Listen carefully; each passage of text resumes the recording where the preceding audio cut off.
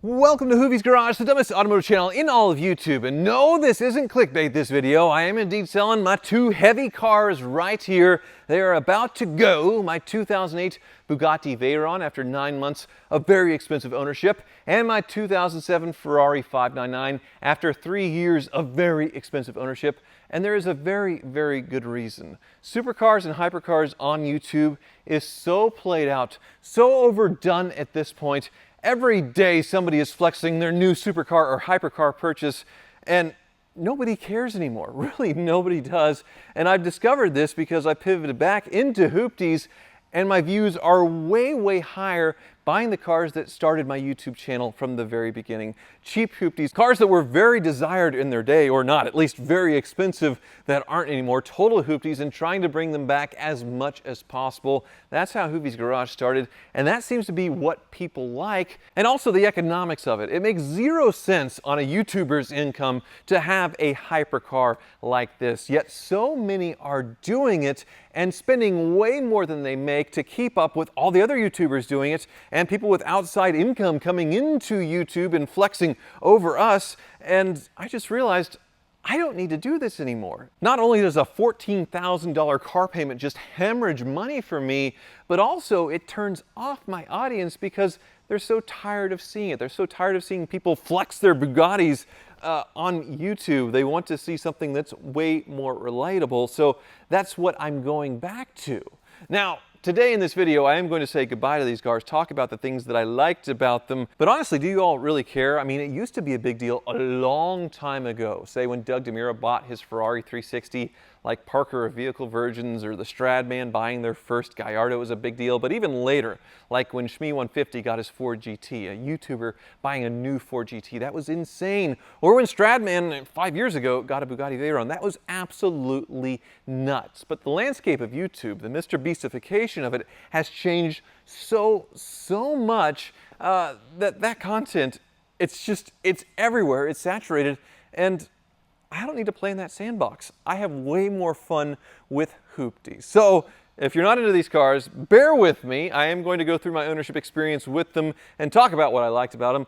But if not, hopefully you're still really happy that I'm going back to my roots. I'll just be a very happy pig in my own hoopty filth. And if you agree with me that YouTube is going in the wrong direction when it comes to supercars and everybody just next leveling up on each other, and are happy that I'm going back to my hoopty roots, well, about a third of you, or 40%, aren't subscribed to Hoovie's Garage. So if you could take a moment to subscribe below and hit that bell icon so you get immediate alerts, that would help a lot. I asked for it last week in a video, and it made a huge difference as far as who sees the video in the first hour and how the video does over time. So hitting that bell icon and subscribing, it really does make a huge difference, and I appreciate it so much. So with that, well, let's start a tour of these not hoopties.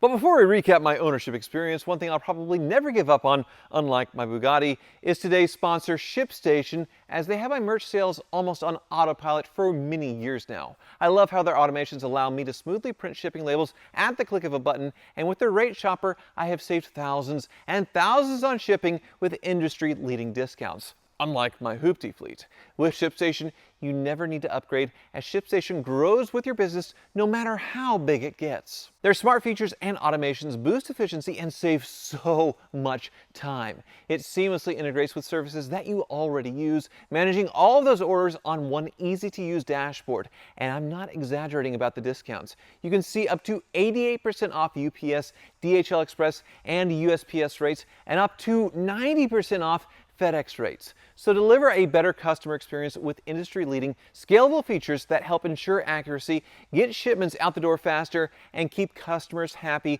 with automated tracking updates with your company's branding. Over 130,000 companies have grown their e-commerce business with ShipStation, and 98% of companies that stick with ShipStation for a year become customers for life. During the time of this spot, another 1,400 packages were shipped out with the help of ShipStation. Upgrade to a smoother shipping experience. Go to shipstation.com/Hoovies to sign up for your free trial. No credit card or contract required, and you can cancel at any time. That's shipstation.com/Hoovies. Now, both of these are pretty dusty, but I didn't wash them because it's going on a transport anyway, cross country. It'll get all dusty going cross country, but I love the 599 so much and do feel like it is pretty undervalued for what it is, because you get a beautiful GT car with a crazy engine from the Enzo. So a V12 in these, and they were very expensive, very desirable when new, but they are super cheap in relation to their original MSRP. You can find one with some miles like this, maybe not in this really cool spec, for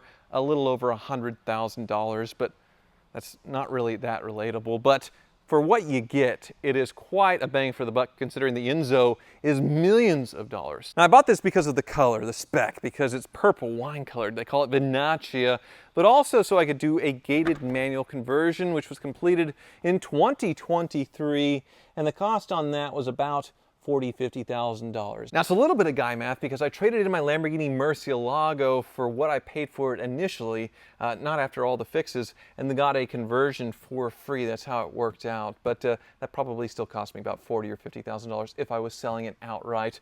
But the result was something pretty incredible here. You get 700 horsepower with the tune they do as well, with a V12 and a gated manual transmission, and a glorious, very comfortable but very fun GT experience. And I do absolutely love this car. The problem is, it is so dang fast. It's not something that you can floor it and run through the gears and be anywhere close to legal speed. So it is a ticket magnet, even though I've avoided it, but that's just because I haven't been driving it all that much. I had way more fun driving like the Ferrari 348, 355, even a 360, because you can run through the gears on those cars and not be going like a criminally insane speed on them.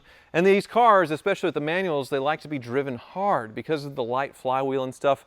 It's harder to rev match. If you're shifting slowly, it doesn't like it. So it really wants you to just run through the gears very quickly. But also, the maintenance has been a lot on this thing. It's way more complicated than, say, a base Ferrari 360 or a 348. So there's been a lot of repairs over the years. The cluster failing for $4,000, to do cam covers this year to the tune of like $7,000 or $8,000. There's always been something to do, and it's been a lot. So I'm selling this one, and for 3 years of ownership, I'm going to lose about $30,000 or $40,000, which is a lot of money. And yeah, the YouTube views sort of pay for it, sort of not. But if you look back on the Ferrari videos about this, the views aren't up there. But if you go back to the Ferrari 348, which was for $30,000, had over 100,000 miles on it, it got over 1 million views. It was way more relatable. Same even more recently when I bought an Audi R8 that the Wizard eventually bought from me for much cheaper. People found that a lot more engaging and interesting than buying something for over 100 grand and spending another 40, 50 grand and then having $5,000, $10,000 repair bills every time it sees the shop. What am I doing? I'm just flexing. It's stupid. It's not how I started Hoovies Garage, and honestly not how I want to live my life. So I am happy to let this one go, and down the road maybe I'll get back into some kind of Ferrari, maybe a 360 or a 348. The Testarossa would have been a great one, but I needed to sell it to pay bills. And that is the other reason for this, the financial aspect of it. Because in my hubris and wanting to be the biggest and bestest YouTuber in the world, you know, I built this giant garage, which didn't go massively over budget, but the house that came with it, things went so crazy, multiple six figures over budget, that it darn near ruined me. And to make things worse, I decided, just as I was getting over that, I got myself a Bugatti Veyron and then got myself in tax trouble because I traded the Countach in on it and had to pay all the gains of the Countach because of the way tax laws work and the lease and everything. So then I was stuck with a massive tax bill and a lot of stress, and then a $14,000 payment every single month on a lease. And I know I say it's a lease and you all think I'm renting it. I'm not. I can own the car at the end of the lease. It's just structured that way for tax purposes, which really does work out over time. But every month, $14,500 I have to pay for this car. And actually, for the first 6 months, this Bugatti did pay for itself just on YouTube ad revenue alone, which is pretty amazing. But I did buy it kind of hoopty-ish. It was a part. The shifter had issues. They were fixing it, but that wasn't on my dime to fix, which was really nice. If it was, then it probably wouldn't have been a viable thing to do. So I got to see it all taken apart, put back together, drive it home, do some fun things with it, but now it's sat. So at the 6-month mark, this Veyron was breaking even, was paying for itself, but now it hasn't. I haven't made any videos on it because nothing has happened. And doing Bugatti videos where you just drive it around is so played out. What am I going to do? Pick up Uber riders in my Bugatti, go to McDonald's in my Bugatti? It's something that everybody has done over and over again, and nobody cares about it anymore. So I was going to wait until the 1-year service mark and then try and do, say, a full Bugatti service, which costs $15,000, $20,000 here in town in Kansas with my mechanics, but that also has been done multiple times before. Houston Crosta has done it, shown it can be done, and keep these going. So once again, what am I doing? What am I doing with this thing? As crazy as it is to say that I own a Bugatti and the spec is absolutely incredible, it makes absolutely no sense because no, there isn't any trust fund. I've been watching my YouTube channel for years and years. You know, I started in my driveway and I bought an Acura NSX hoping that YouTube would make the car payment that was like $400, and thankfully it did. And from there, everything else, everything you see here has been paid for entirely from YouTube, which is just absolutely astounding. I'm so grateful for all of you that have been around for the ride for almost 10 years. But I know this is the dumbest automotive channel in all of YouTube, but I need to start making some smarter financial decisions for my future, for my family, and yeah, spending every dime I have and then some on hypercar purchases to make car payments. It makes absolutely no sense, especially when hoopty videos do better. I buy a Frank Sinatra edition Imperial that is still, I guess, actively leaking for $5,000, and one video pays for that car. We go through the process, have fun, I enjoy the car. I've always wanted to own one of these. I get so excited every single time I drive it. The XLR-V, I'm so excited to have an XLR-V. I'm just giddy when I get into that thing. And honestly, the feeling of owning a Bugatti isn't that different to me. I mean, it is. It's really cool to own a Bugatti, obviously, but I'm not 100 or 1,000 times more excited for the cost of $1 million hypercar, and that's why I feel good about letting it go. So the transporter should be here anytime now. We'll load it up and say our goodbyes. The Cultivated Collector is buying both of these cars, a friend of Ed Bullion and mine, in Connecticut. He has absolutely incredible inventory, and we'll actually be doing a collab video with him very soon, checking out his stuff and what he thinks of the cars, because he's kind of buying them sight unseen. And once again, sorry about them being dusty, Matt. I'm sure you'll like the cars, but this will be the last drive for me for both of them. This is goodbye. All right, at the moment, this 599 is very, very happy, which is not the easiest thing to do to get these things totally sorted, but this one is.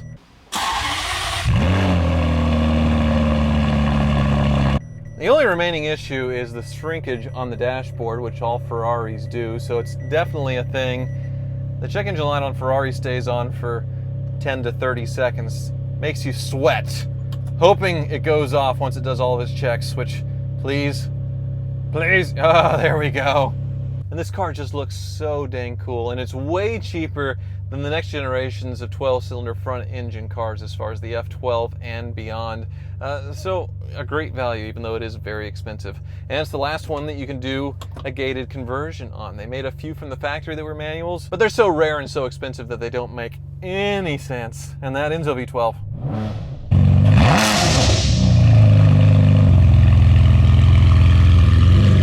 And just like the older Ferraris with gated manuals, cold it shifts a little bit harder, takes a bit more effort, but still way better than like an old Testarossa or something like that. Oh my God, this thing it's just nuts. And I'm barely touching it at this point, barely touching the throttle, and I was already 15 over the speed limit in a few seconds. These things are just so crazy, but what I like about it is in the soft easy mode and in 6th gear, this is such a comfortable cross-country cruiser, which is exactly what I did with it. After it was converted, I drove it from Texas to Florida. No problems at all, was extremely comfortable and happy, had plenty of room for luggage, and that's what I've done with this thing, pretty much road trips. Not too much driving around town because It is such an animal, but when I go out of town, I would favor this car, like to Arkansas to see the solar eclipse, that kind of stuff. It's just absolutely perfect for that. And now that it's warmed up a little bit, we can get on it. Come on, get traction. This car's insane. Oh man, I am gonna miss it. But like I said, I can get just as much enjoyment, or like 90%, on a car that's a fraction of the price. Like a V10 M6 with a manual transmission, or M5, has this sort of supercar V10 feeling in a way less expensive package. And yeah, those things are needy, but in comparison, way less needy than a 599. Or if I go back older with like a 300 horsepower 348, then I'm able to, feel like a race car driver and be going, 60 miles an hour, not be doing anything dangerous. But it is pretty cool to have that F1 LED thing in your steering wheel. Oh, this hurts.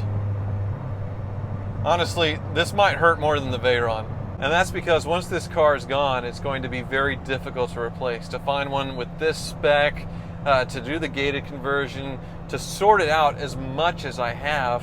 I'm selling it for a loss because I was too obsessed with this thing, and be very, very difficult to replicate this. Very difficult. You can find a Veyron, people will sell them, they're a lot of money, but to find a 599 done up like this, pretty hard. Now, the original owner of this Veyron is a famous Ponzi schemer in Florida that is still in prison to this day. And it's not the original interior on this one. Somebody wanted to make it Bugatti blue on the inside to match the outside, and I do think it looks fantastic.